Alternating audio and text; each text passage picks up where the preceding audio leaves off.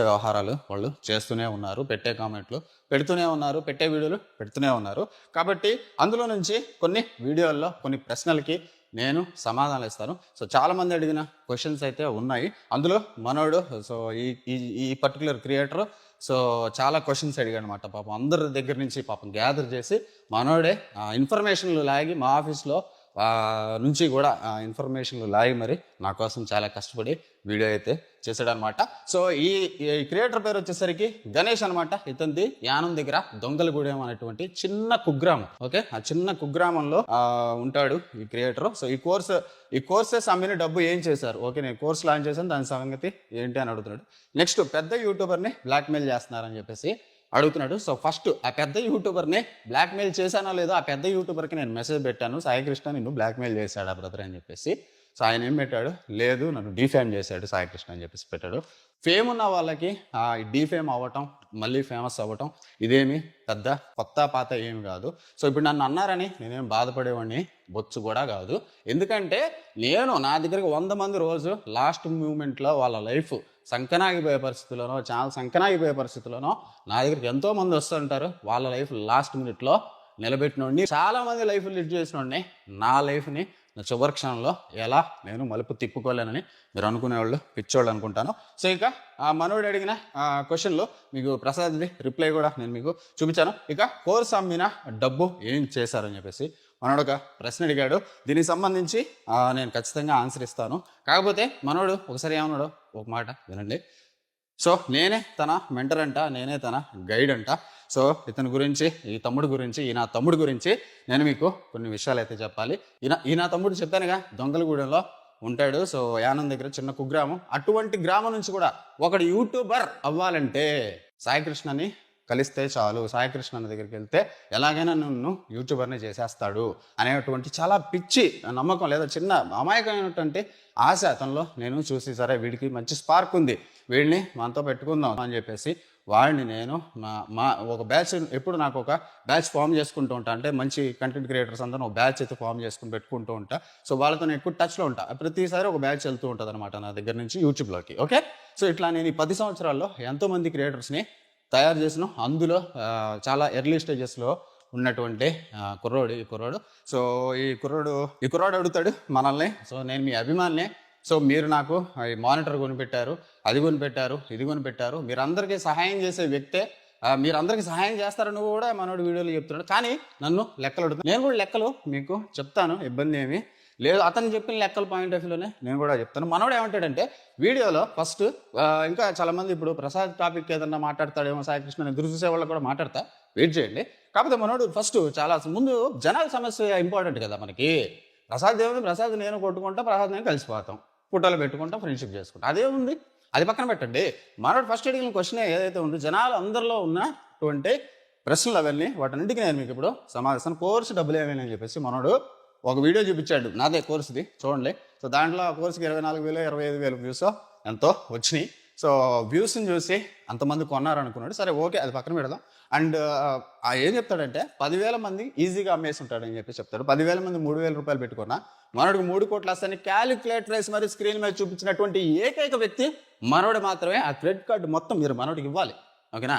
సరే ఓకే, మనోడి పాయింట్గా వద్దాం. సో ఈయన తమ్ముడు నా దగ్గర యూట్యూబ్ సబ్జెక్ట్ నేర్చుకుంటా అంటాడు. అరే నీ మొహం చూస్తుంటే కాంట్రవర్సీ చేసే మొహం లాగా ఉంది, నీకు యూట్యూబ్ సబ్జెక్ట్ సరిగ్గా రాదురా అని నేను చాలాసార్లు చెప్పాను. అయినా కానీ లేదన్నా నేర్చుకుంటే సరే నేర్చుకుంటే ఏదో పాపం కష్ట కింద మీద కూడా కొంచెం అయితే నేర్చుకున్నాడు. ఓకే, సో నేర్చుకుని పూర్తిగా నేర్చుకున్నాడు. ఐడు సరిగ్గా నేర్చుకోకుండా మధ్యలో వెళ్ళిపోయాడు. ఓకేనా? సో ఏదైనా తెలియని విషయం ఏంటంటే యూట్యూబ్ సబ్జెక్ట్ చెప్తాడంటే నాలాగంట, IVR అంటే పెద్ద పెద్ద మాటలు ఏదో చెప్తున్నాడు వీడియోలో. ఓకే, సో నాలాగంట, ఓకే నాలాగా. సో మనోడు ఏమంటాడంటే యూట్యూబ్ వీడియోకి ప్రైవేట్లో ఉన్న యూట్యూబ్ వీడియో మనం కోర్స్ యాక్సెస్ లాగా ఇవ్వాలనుకుంటే ఎంతమందికి యాక్సెస్ ఇవ్వచ్చు అంటే 1000 మందికి మాత్రమే యాక్సెస్ ఇవ్వచ్చు. ఇది పోయి గూగుల్లో కూడా ChatGPTలో కూడా వచ్చిద్దిగా, లేకపోతే నువ్వే 4 వీడియోలు ఎత్తుకున్న యూట్యూబ్లో వచ్చిందిగా. సో అది కూడా తెలియదు. 10,000 మందికి యాక్సెస్ ఇచ్చా అని చెప్పి ఒక వీడియో చూపిస్తున్నాడు, దానికి 25,000 వ్యూస్ వచ్చినాయి. నేను రియలిస్టిక్ యానిమేషన్ అని చెప్పేసి ఒక కోర్స్ అయితే చేశాను. సో నేను రియలిస్టిక్ యానిమేషన్ అని ఒక కోర్స్ అయితే చేశాను. ఇక ప్రతివాడు ప్రపంచ యాత్రికుడే అని చెప్పేసి వాడానమాట. మన ప్రపంచ యాత్రికుడు అన్వేష్ పేరు అన్వేష్ పేరు కానీ ఫోటో కానీ వాడుకునే రైట్స్ నాకు. నేను అన్వేషణ అడిగాను కాబట్టి అన్వేషణ మెసేజ్ పెట్టాను. నేను మీకు కూడా చూడండి లవ్ సింబల్ ఇచ్చాడు అన్న, ఓకే అన్న అన్నట్టుగా. ఓకే సరే, అన్వేష్ నేను వాడుకున్న ప్రపంచ యాత్రికుడు అన్వేష్ కూడా దీనికి కామెంట్ పెట్టాడు, ఓకే అన్న అన్నట్టుగా అన్నయ్య పెట్టాడు. సో దీనికి ఎన్ని వ్యూస్ వచ్చాయండి? 9,58,000 వ్యూస్ అయితే వచ్చాయి. ఈ 9,58,000 మంది సపోజ్ 1 మిలియన్ 10 లక్షల మంది ఇంటూ 3,000 అది కోర్స్ అనుకుందాం. అప్పుడు ఎంత రావాలండి? నాకు ఎంత వస్తే నాకే తెలియదు, ఎన్ని కోట్లు వస్తాయి కూడా తెలియదు, ఏడ పెట్టుకోవాలి తెలియదు, ఏడ దాచుకోవాలి, అన్నీ వస్తాయి. మరన్నీ వస్తే నాకేం అడుపు తినే పరిస్థితి, ఓకేనా? సో అక్కడ ఉండేది వేరు, ఇది వేరు. ఇదంతా మేము మార్కెటింగ్ అయితే చేస్తూ ఉంటాం, జనాల్లోకి తీసుకెళ్ళడానికి యాడ్స్ పైన ఖర్చు పెడుతూ ఉంటాం, అట్లాంటివి కూడా ఉంటాయి. సో అవి మీకు తెలియదు చాలామందికి. సో ఇక ఈయన తమ్ముడికి కరోనా వచ్చిందన్న అని చెప్పేసి అడిగితే అప్పటికప్పుడు 10,000 పంపించి జాగ్రత్త బండోడా అని చెప్పేసి చెప్పడం జరిగింది. చాలా బొద్దుగా, అప్పుడు బొద్దుగా ఉండేవాడు కుర్రాడు, బాగా మధ్య జిమ్ బొమ్మ చేస్తున్నట్టున్నాడు, మనకు తెలియదులే. సరే ఇక మ్యాటర్లోకి వెళ్తే, ఈయన తమ్ముడికి ఆ దొంగలగూడెంలో స్టూడియో పెట్టించడానికి, ఈయన తమ్ముడికి వాళ్ళ సొంత ఊరైనటువంటి దొంగలగూడెం కుగ్రామం అటువంటి ఆ ఊర్లో చాలా విలేజ్ అది. అక్కడ ఒక యూట్యూబర్ అంటే నాకు గర్వం, ఓకే? సో అక్కడ దాకా మామూలుగా వెళ్ళడమే చాలా కష్టం, బస్సులో అవి కూడా ఉండవు, చాలా ఎట్లా కూడా వెళ్ళాల్సి వస్తుంది, కార్లు. మేము అప్పుడు వెళ్ళాం అక్కడికి. టాప్ యూట్యూబర్స్ అయినటువంటి రాజు కన్నబైన తెలుసు కదా మీకు, రాజు కన్నబైన అని, అదేవిధంగా వాసు టెక్ వ్లాగ్స్ మీ అందరూ తెలుసు, మా tech YouTuber. So Vasu tech vlogs అతను కూడా వచ్చాడు. సో ఇట్లాంటి టెక్ యూట్యూబర్స్ని తీసుకెళ్ళి నేను నా సొంత ఖర్చుల మీద అతనికి స్టూడియో ఓపెన్ చేయడం అయితే జరిగింది. ఆ స్టూడియోలో కొన్ని ఐటమ్స్ కూడా మేము స్పాన్సర్ చేయడం అయితే జరిగింది. సో వీళ్ళందరం తీసుకెళ్ళి ఆ హోటల్లో ఆ ఖర్చులు అవన్నీ కూడా నేనే భరించడం అయితే జరిగింది. ఎందుకు? క్రియేటర్స్ని ఎవరిని ఎంకరేజ్ చేయడానికి, ఒక చిన్న క్రియేటర్ని వాడు ఏదో ఆశపడుతున్నాడు, అలా అనుకునేవాడికి ఏదో సపోర్ట్ చేద్దామని చెప్పేసి పెద్ద క్రియేటర్స్ని, ఎంత పెద్ద క్రియేటర్ వాళ్ళు, ఒక రోజు నాతో కాసేపు మాట్లాడటమే కష్టం, ఫోన్ మాట్లాడటమే. అలాంటి వాళ్ళని రోజులు తీసుకొచ్చి పెట్టి హోటల్స్లో, దానికి సంబంధించిన వీడియోలు అన్నీ మీకు ఇప్పుడు స్క్రీన్ మీద కనిపిస్తూ ఉంటాయి చూడండి, పెట్టి నేను ఒక పుషప్ అనేది మనోడికి ఇచ్చాను. సో ఇట్లాగే మనోడికే కాదు, ఇంకా చాలా మందికి ఇచ్చా పుషప్లు. సో ఇట్లా స్టూడియోలు పెట్టుకుంటాన వాళ్ళకి చాలా రకాలుగా నా డబ్బు కానివ్వండి, ఎక్విప్మెంట్ కానివ్వండి, రకరకాల సహాయాలు చేశాను. సో ఎవరైనా స్టూడియో ఓపెన్ చేసుకుంటా అంటే పెద్ద క్రియేటర్స్ని తీసుకొచ్చేవాడు నేను. పెద్ద క్రియేటర్స్ వాళ్ళకి డ్రెస్ కోడ్ పెట్టేవాడు, ప్రతి చోట ఓ డ్రెస్ కోడ్ పెట్టేవాడు. ఎందుకు?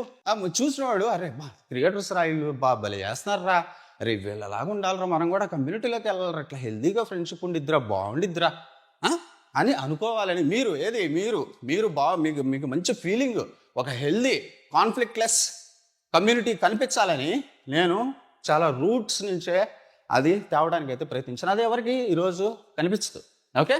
సో ఇట్లా ఎంతోమందికి స్టూడియోలు చేసాము, ఎన్నో చేయడం అయితే జరిగిందనమాట.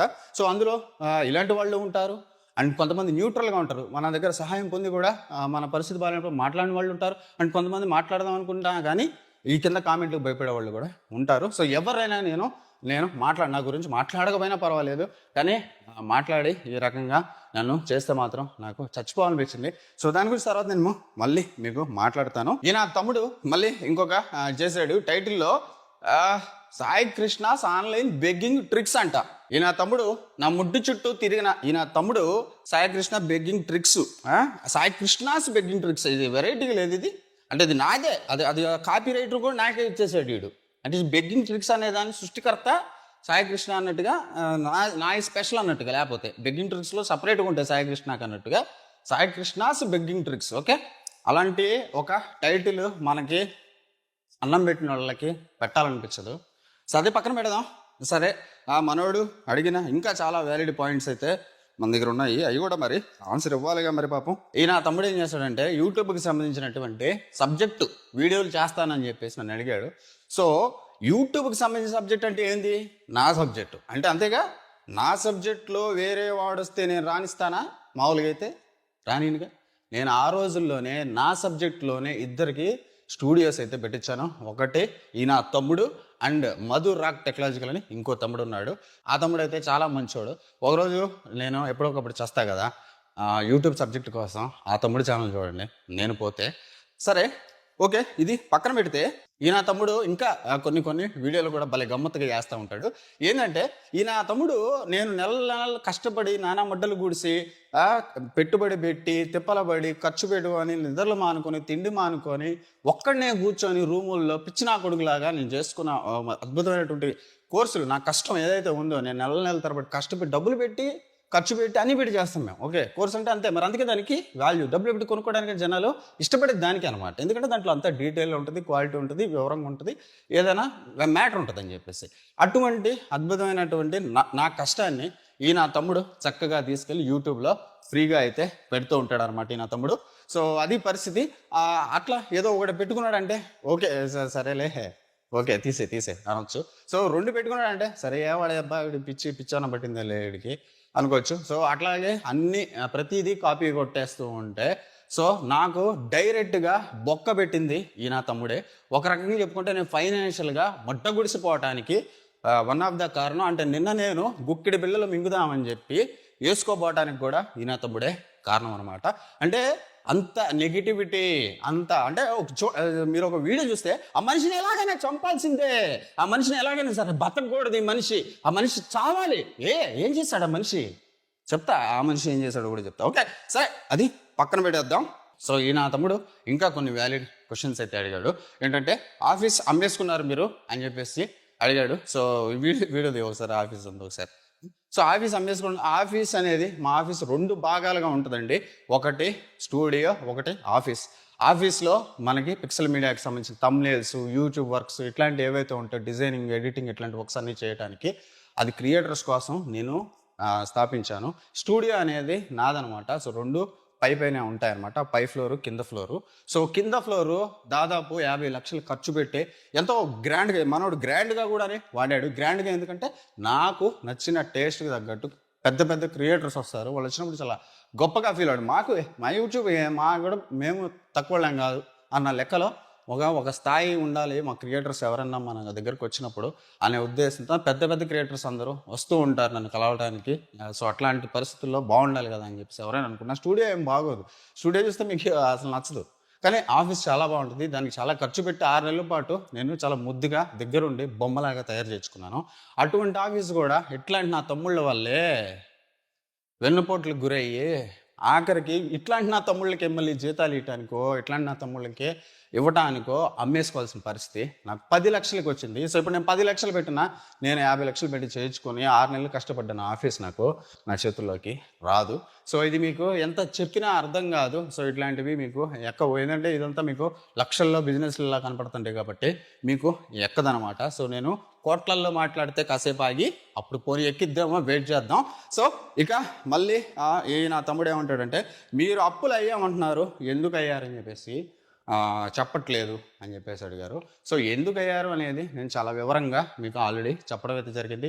సో కొంతమంది ఫ్రెండ్స్ నాకు ఇన్వెస్ట్ చేశారు, తర్వాత వాళ్ళు ఇన్వెస్ట్మెంట్స్ వెనక్కి తీసుకున్నారంటే అప్పుగా ఇచ్చో లేకపోతే కంపెనీలో మేము ఉంటాం పార్ట్నర్షిప్ గానో అని వచ్చి తర్వాత వాళ్ళ అవసరాలకి వాళ్ళు వెనక్కి తీసుకున్నప్పుడు ఆ బడ్డీని ఎవడి మీద పడిద్ది, నా మీదేగా పడేది.